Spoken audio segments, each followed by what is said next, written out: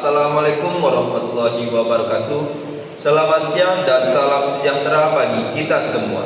Puji syukur mari kita panjatkan kepada kehadirat Tuhan sama Allah Subhanahu wa taala karena pada hari ini kita berkumpul dalam forum diskusi ilmiah untuk membahas salah satu tema penting dalam kajian hukum tata negara Islam yang berjudul mengenai urgensi kodifikasi dustur atau konstitusi Islam di dalam negara Islam modern. Sebagaimana kita ketahui, istilah dustur berasal dari bahasa Persia yang berarti kumpulan aturan dasar pemerintahan atau konstitusi. Dalam konteks ketatanegaraan Islam, rakyat membagi kekuasaan, hak dan kewajiban warga negara serta prinsip-prinsip pemerintahan yang berlandaskan syariat Islam. Namun, dalam perkembangannya muncul perdebatan yang cukup serius di kalangan para pemikir Islam dalam ahli HTI. Sebagian berpendapat bahwa negara Islam modern memerlukan konstitusi tertulis yang dikodifikasikan secara resmi agar sistem pemerintahan berjalan jelas dan teratur. Sementara sebagian lainnya menilai bahwa Al-Quran dan Sunnah telah cukup menjadi pedoman utama sehingga pembukaan konstitusi secara formal bukanlah suatu keharusan. Oleh karena itu, pada kesempatan ini kita akan memperdebatkan pertanyaan utama, apakah negara Islam modern wajib mengkodifikasikan dustur atau konstitusi dalam bentuk tertulis atau cukup berdasar pada syariat yang telah ada. Di sebelah kanan saya telah hadir tim pro yang mendukung pentingnya kodifikasi konstitusi dalam negara Islam modern. Sedangkan di sebelah kiri saya hadir tim kontra yang menolak anggapan bahwa kodifikasi merupakan sebuah kewajiban. Baiklah, bahwasanya sistem dalam perdebatan ini akan dimulai oleh tim pro dan akan disanggah oleh tim kontra. Instruksi boleh 3 kali, baik tim pro dan tim kontra. Sekali instruksi waktunya 30 detik. Lalu kalau lebih dari itu diberhentikan oleh moderator. Perdebatan ini tidak berlaku kaku secara formel, oleh kedua tim boleh berdebat dengan aksennya sendiri dan gayanya sendiri, baik itu dari tempat maupun gaya penyampaiannya, namun tetap dalam kode etik mahasiswa. Perdebatan ini dimulai. Untuk selanjutnya penyampaian argumen dari tim pro. Untuk tim pro dipersilahkan. Baik, terima kasih moderator. Kami dari tim pro dengan tegas menyatakan bahwa mengkodifikasi konstitusi atau dustur dalam bentuk tertulis merupakan kebutuhan yang sangat penting bagi negara Islam modern. Bahkan dalam kodifikasi tertentu, kodifikasi dapat menjadi sebuah kelurusan demi menjaga stabilitas negara, kepastian hukum dan perlindungan hak-hak rakyat. Mengapa demikian?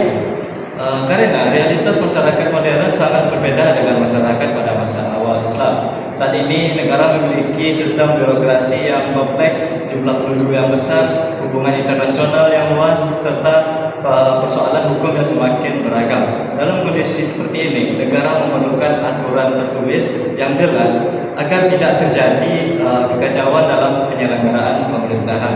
Dalam kajian HTNI dikenal adanya 2 jenis aturan. Yang pertama, dustur tabita, yaitu aturan tetap yang bersumber dari Al-Quran dan Sunnah. Dan yang kedua, dustur gairu tabita, yaitu aturan hasil ijtihad yang dapat berubah sesuai kondisi zaman dan kemaslahatan umat. Nah, yang kami maksud untuk dikodifikasikan adalah aturan-aturan yang bersifat gairu tabita. Sebab aturan-aturan teknis pemerintah seperti sistem pemilu, mekanisme pergantian pemimpin, pembagian kekuasaan, administrasi negara, dan tata kelola lembaga pemerintahan memerlukan penjelasan tertulis agar tidak menimbulkan penafsiran yang berbeda-beda. Selain itu, kodifikasi juga berfungsi sebagai bentuk pembatas kekuasaan penguasa. Tanpa adanya konstitusi tertulis, penguasa dapat dengan mudah menafsirkan hukum sesuai kepentingannya sendiri. Akibatnya, potensi kesewenang-wenangan akan semakin besar. Kodifikasi konstitusi juga menjadi sarana melindungi hak-hak rakyat seperti hak berpendapat, hak memperoleh keadilan, hak pemikiran, hak persamaan di hadapan hukum, dan hak yang mendapatkan perlindungan negara. Dengan adanya aturan tertulis, rakyat memiliki dasar hukum yang kuat untuk menuntut apabila pemerintah melanggar prinsip-prinsip syariat maupun keadilan. Bahkan dalam konteks modern, hampir seluruh negara di dunia memiliki konstitusi tertulis karena dianggap mampu menciptakan kepastian hukum dan stabilitas politik. Instruksi moderator. Silakan saudaraku. Baik, terima kasih moderator. Rekan tim saya mengatakan bahwasanya konstitusi itu perlu dikodifikasi demi memastikan sebuah kepastian hukum di dalam konstitusi. Namun pada masa Rasulullah, Khulafaur Rasyidin sampai dinasti Islam, tidak ada satupun dari negara mereka menggunakan kitab konstitusi formal modern seperti negara sekarang saat ini. Bukankah Al-Quran dan Sunnah itu sudah cukup sebagai pedoman utama untuk memenuhi sifat konstitusi itu sendiri dalam mengatur negara? Lalu mengapa kita membutuhkan aturan baru yang dibuat oleh manusia yang justru berpotensi menggeser wahyu yang sudah jelas asal usulnya? Silakan disanggah oleh tim pro. Terima kasih moderator. Kami ingin menegaskan bahwa kodifikasi bukan berarti mengganti Al-Quran dan Sunnah. Justru kodifikasi bertujuan untuk menerjemahkan prinsip-prinsip syariat ke dalam Al-Quran teknis yang dapat diterapkan secara praktis dalam kehidupan bernegara modern. Benar bahwa pada masa Rasulullah belum ada konstitusi modern seperti sekarang. Akan tetapi Rasulullah SAW pernah membuat piagam Madinah yang berisi puluhan pasti mengenai hubungan antar kelompok masyarakat, hak dan kewajiban warga, serta aturan politik dan keamanan negara. Konsep perumusan aturan tertulis sebenarnya sudah pernah dilakukan sejak zaman Nabi Muhammad SAW. Selain itu, kodifikasi masyarakat modern sangat berbeda dengan masyarakat dahulu. Dahulu, masyarakat masih sederhana dan para ulama mujtahid sangat banyak sehingga persoalan hukum dapat langsung diselesaikan melalui ijtihad. Namun saat ini jumlah ulama mujtahid semakin sedikit, persoalan hukum semakin kompleks, dan sistem pemerintah semakin luas.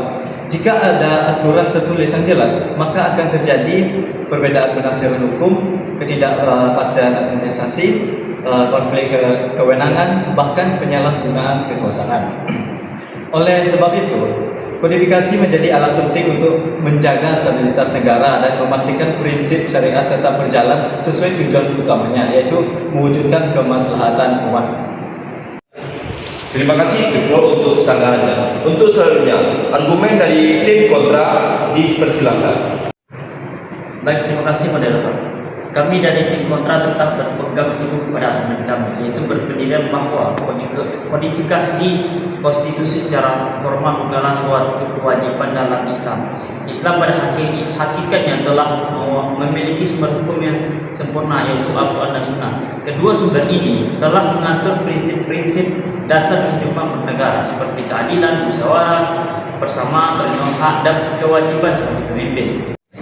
Eksistensi sebuah negara Islam tidak bergantung ada atau tidaknya konstitusi tertulis. Selama pemerintahan berjalan dengan sesuai prinsip syariat, maka negara itu tetap sah dan sesuai dengan prinsip Islam. Kami justru khawatir bahwa kalau adanya negara yang terlalu bergantung pada konstitusi kuatan manusia dapat menyebabkan umat lebih bergantung kepada hukum positif daripada hukum Allah itu sendiri.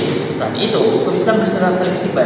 Ia bisa membuat sebuah persoalan dapat terpecahkan melalui ijtihad, qiyas, ijma' dan uruf. Jika semuanya dibukukan dan dibentuk konstitusi yang tertulis dan kaku, maka fleksibilitas Islam itu sendiri bisa berkurang. Kami juga menduga melihat bahwa banyak negara modern yang memiliki konstitusi tertulis tetapi tetap gagal menegakkan keadilan. Hal ini menunjukkan bahwa masalah utama dalam permasalahan ini bukan terletak pada ada tidaknya tertulis konstitusi itu sendiri, melainkan pada moralitas dari penguasa dan masyarakat. Instruksi moderator. Silakan saudaraku. Baik, terima kasih moderator. Rekan kontra mengatakan bahwa moralitas penguasa lebih penting daripada konstitusi tertulis. Namun, bagaimana jika penguasa justru menyalahgunakan kekuasaannya tanpa adanya aturan tertulis yang jelas? Bagaimana rakyat dapat menggugat pemerintah bagaimana hakim menentukan batas kekuasaan negara, dan juga bagaimana menjamin bahwa hukum di bawahnya tidak bertentangan dengan prinsip dasar Islam. Bukankah dalam negara modern diperlukan hierarki hukum yang jelas agar tidak terjadi kekacauan? Terima kasih Tim Pro. Silakan untuk tim kontra untuk sahanggannya. Baik, terima kasih kepada moderator. Kami tidak menolak bahwa aturan tertulis itu tidak ada sama sekali. Tapi yang kami tolak adalah anggapan bahwa kodifikasi formal merupakan syarat mutlak sebuah negara Islam. Di dalam Islam, penjaga konstitusi sejatinya adalah tiga. Pertama, ulama. Kedua, fuqaha. Dan ketiga, masyarakat yang berpegang pada syariat.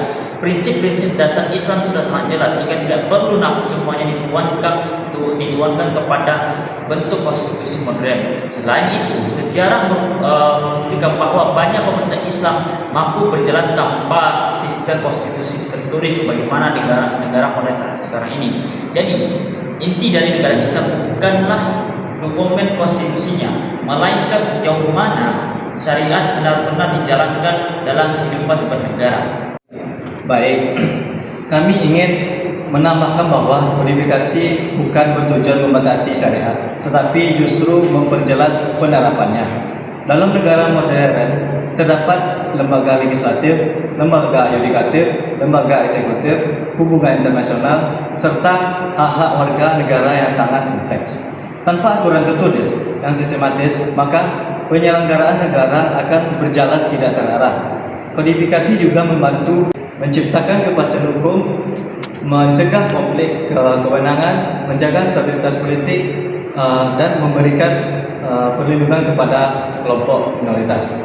Kami juga menegaskan bahwa Piagam Madinah adalah bukti nyata bahwa Rasulullah SAW pernah menyusun aturan tertulis sebagai dasar kehidupan bernegara.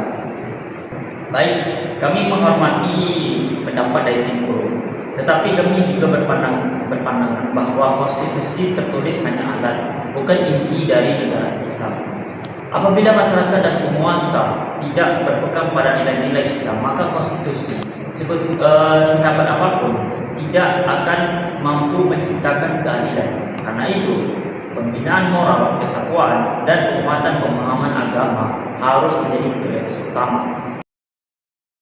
Terima kasih untuk tim kontra. Untuk selanjutnya kita akan mendengarkan closing statement oleh kedua belah pihak. Baik, terima kasih moderator.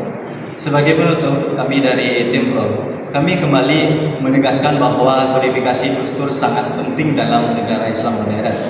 Kodifikasinya itu pertama bukan penggantian waktu, kedua bukan bentuk perolehan terhadap syariat, ketiga melainkan sarana teknis untuk menerapkan nilai-nilai Islam secara sistematis dan adil. Dalam kondisi masyarakat modern yang kompleks, konstitusi tertulis menjadi kebutuhan agar hak-hak rakyat terlindungi dan pemerintahan berjalan sesuai prinsip syura dan keadilan. Baik, dari kami dari tim Pro, kami menekankan kembali bahwa pembukuan konstitusi bukan syariat wajib dalam Islam. Yang terpenting adalah pelaksanaan secara syariat dalam kehidupan masyarakat dan pemerintahan. Konstitusi tertulis boleh saja dibuat apabila diperlukan, tetapi ia bukan inti dari sebuah negara Islam. Terima kasih kepada kedua tim yang telah argumentasinya sangat luar biasa, kritis dan ilmiah. Dari debat ini dapat kita simpulkan beberapa poin penting. Yang pertama, dustur dalam Islam memiliki dua bentuk. Yang pertama yaitu aturan tetap yang bersumber dari wahyu. Kedua, dan aturan fleksibel hasil ijtihad manusia.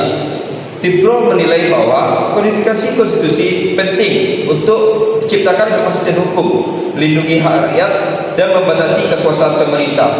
Dan tim kontra berpendapat bahwa syariat sudah cukup menjadi dasar negara dan inti negara Islam terletak pada pelaksanaan nilai-nilai Islam, bukan pada dokumentasi tertulis. Dengan demikian, verifikasi konstitusi dalam Islam bukanlah sesuatu yang mutlak wajib, tetapi dapat menjadi sangat penting sesuai kebutuhan dan kemaslahatan suatu negara. Demikian debat hari ini. Semoga diskusi ini menambah wawasan kita mengenai hukum tata negara Islam. Assalamualaikum warahmatullahi wabarakatuh.